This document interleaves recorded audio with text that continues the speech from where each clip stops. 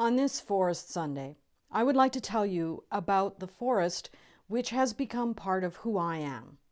This particular forest is special not only to me, but it also stands tall in the annals of Canadian forests. Indeed, it stands out among the forests of the world. It's located just north of West Vancouver, and I've been walking in this forest since I was a teenager. This deep, dark, rich rainforest is one of the few remaining old-growth forests in Canada. Many of the trees are over 600 years old. This particular forest managed to survive uncut thanks to the building of a lighthouse in 1875 on Point Atkinson. The authorities, they wanted to ensure a dark backdrop for the lighthouse, so they banned logging in the area, and now the city of West Vancouver has set the forest aside with the creation of Lighthouse Park. On my first trip to Lighthouse Park, I was just 13, taken there by my father for a family outing. I remember a dark, wet, gentle hike down to the water's edge, followed by a half-hour's uphill climb back to the parking lot, where my mother waited with our picnic lunch of salmon sandwiches and hot tea.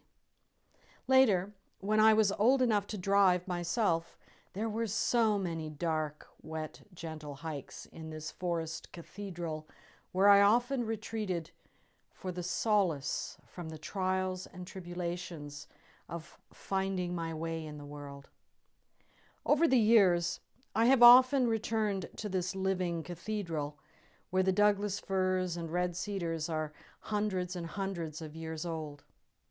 Looking up to see just how far they stretch towards the sky, that will make you dizzy. I vividly remember the first time that I took my wife Carol into the depths of this sacred place.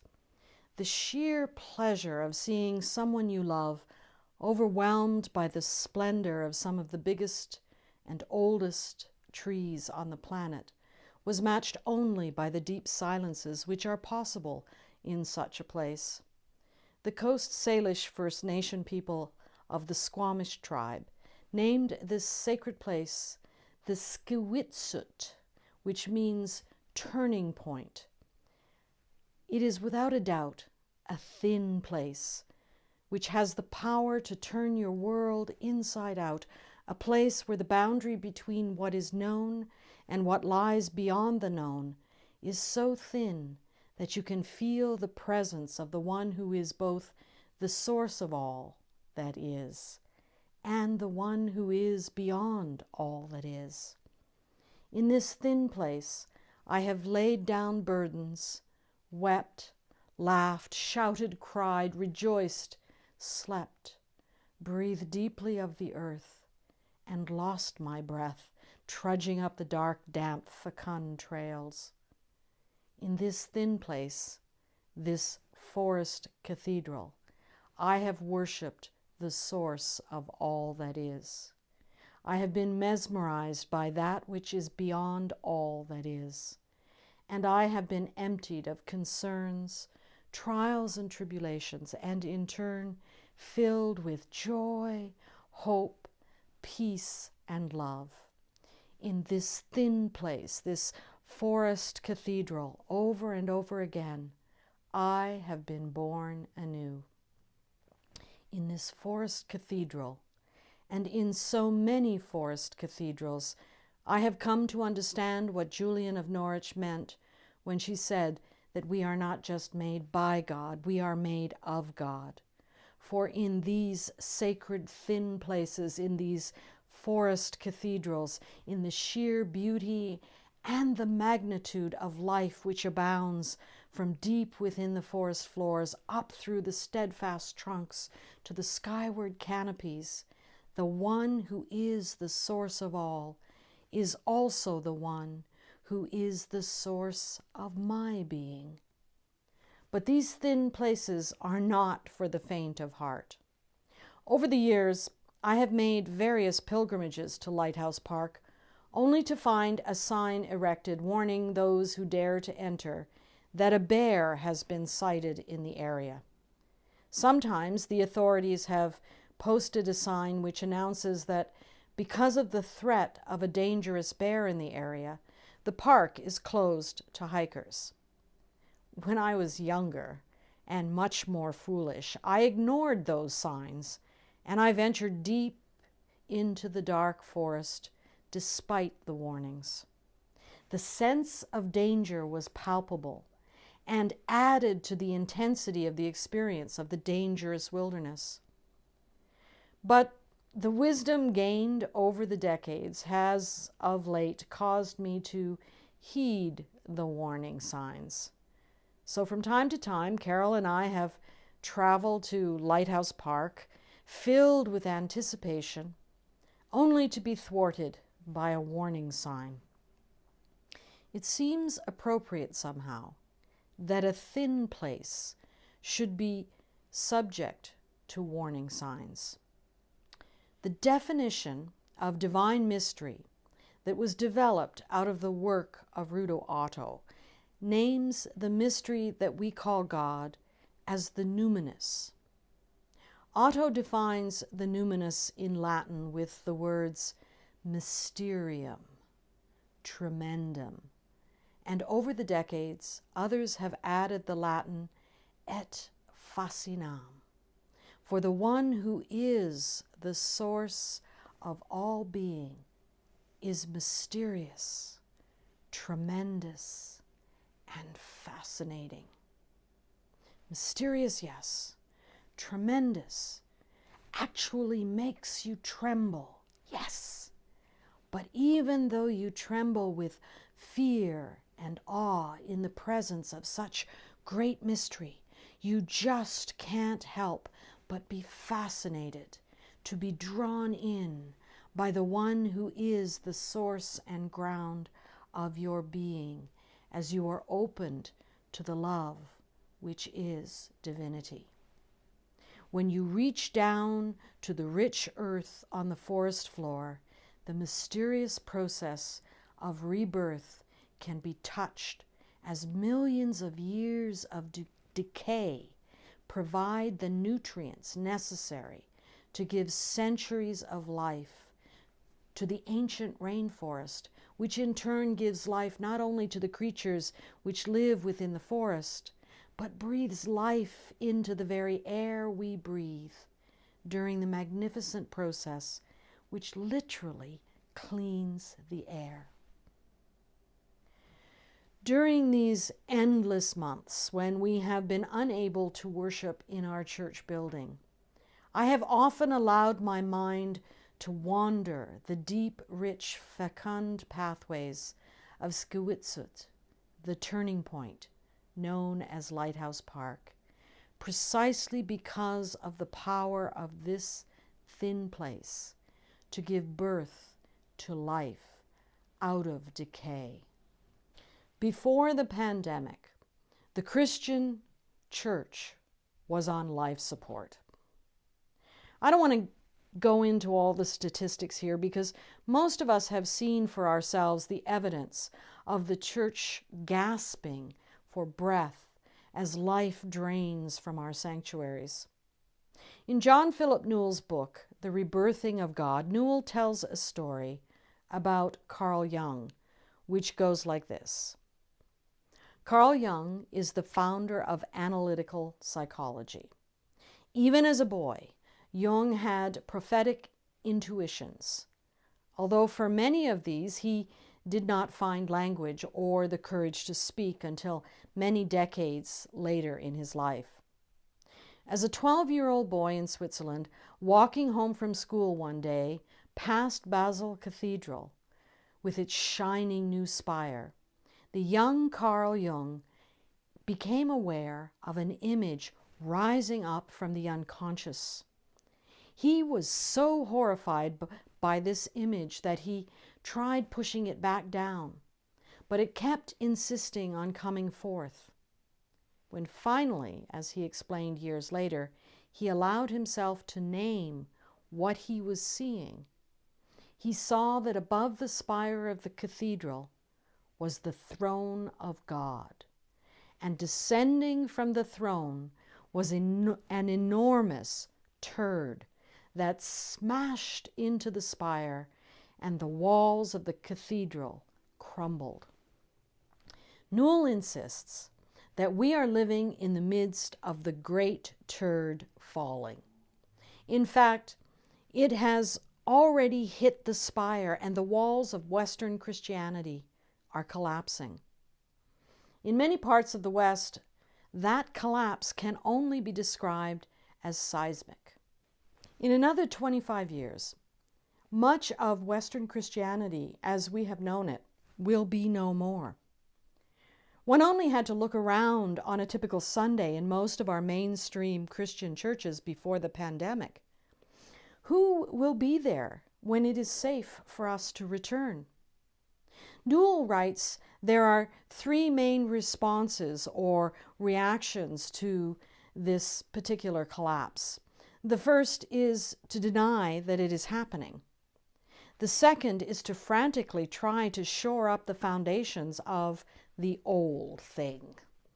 The third, which Newell invites us into, is to ask what is trying to be born, which requires a radical reorientation of our vision. What is the new thing which is trying to emerge from deep within us and from deep within the collective soul of Christianity? Newell goes on to tell of an encounter a few years ago after sharing Jung's dreamlike awareness of the enormous turd at a spirituality conference in the United States. At this conference, a woman came up to him at the end of his talk. She explained that she was a midwife and that in her 25 years of midwifery, she had noticed that the turd nearly always comes before the birth. In other words, what is it that we need to let go of to prepare for new birth? The author of the Gospel according to John speaks of the need to be born anew or to be born again. The religious right has hijacked this phrase, born again, and to hear some Christians tell it, being born again requires that we become something other than ourselves. I've heard and read too many sermons which call us to deny our human nature, turn from our sinful nature, and be born again. I have grown to hate the term born again. But this idea of new birth lies at the heart of Jesus' teachings and points not to a denial of who and what we are, not a turning away from our humanity, but rather allowing that which lies deep inside of us to come forth again. Julian of Norwich reminds us that we are not just made by God, we are also made of God. All of creation sprang forth from God and is of God. Being born anew is setting free that which lies deep within, what is at the heart of all things made of God, being set free to emerge in radical new ways. As Newell puts it, the rebirthing of God is precisely this. It is to point to a radical reemergence of the divine from deep within us. We do not have to create it. We cannot create it, but we can let it spring forth and be reborn in our lives. We can be part of midwifing new holy births into the world. Within us is the likeness of the one from whom we have come and of whom we are made. We are made of the love which lies at the very heart of reality. We are made of the light which is in the beginning. We are made of the wisdom which fashioned the universe in all its glorious interrelatedness. We are made of the love which longs for oneness, for justice, and for peace. Imagine, if you will, a church born anew, a church which seeks to be a midwife to the rebirthing of the sacred, a church which seeks to facilitate the rebirthing of relationship among all that is of divine mystery. A church that not only celebrates creation, but presides at the birth of emerging new relationships between the creatures of the earth and the forests of the earth. I know that there are those who prefer to go to Lighthouse Park when the weather is bright and sunny. But if you have the courage to go to Lighthouse Park when it is raining, if you can see past the gloom of a West Coast drizzle, then the Forest Cathedral will reward you with a rare glimpse of the earth's womb. There's a wonderful aroma emitted from the moist earth, which hints of centuries of decay. If you venture up along the Juniper Trail, you will come upon the most amazing maternity ward. Lying on the forest floor, you will see the rotting remains of a cedar which must have lived some 500 or 600 years before falling to the earth. The dead cedar was lying there on that spot for another 600 years or so. We know that because out of the rotten decay of that giant cedar has sprung new life. That is, if you can call a 400-year-old fir tree new life. The 1,000-year-old remains of a cedar tree out of which grows a 400-year-old fir. The decaying cedar is known as a nurse log. It is a midwife of sorts, providing the means for new growth. There is so much we can learn from deep within the Forest Cathedral, not the least of which is the reality of our interrelatedness with all that is. Newell reminds us that we are earthlings. We do not have the capacity in and by ourselves to save the earth. We do, however, have the capacity to serve the earth and to nurture its deep energies for healing and to allow it the space and the time to renew itself.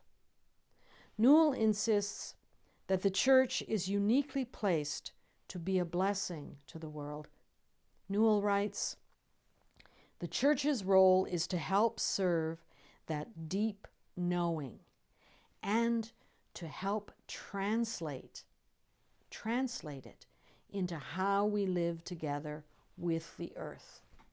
He invites the church to a new humility to serve the holy wisdom that is already stirring in the hearts of people everywhere, the growing awareness of the earth's interrelatedness and sacredness. I am reminded that the word humility comes from the word humus, which means earth. The church is being called to humility, to remember its earthiness, to call all of us to a kind of sacred midwifery to facilitate the new birth of that which lies within the earth and deep within the heart of humanity. The humility to which we are called is to serve the earth and her creatures, for we are one. Yes, there are bears in the woods, but even the bears have wisdom to teach us. If Christianity is to be born anew, we must be about the work of rebirthing divinity, the one in whom we live and move and have our being. Let it be so among us. Let it be so.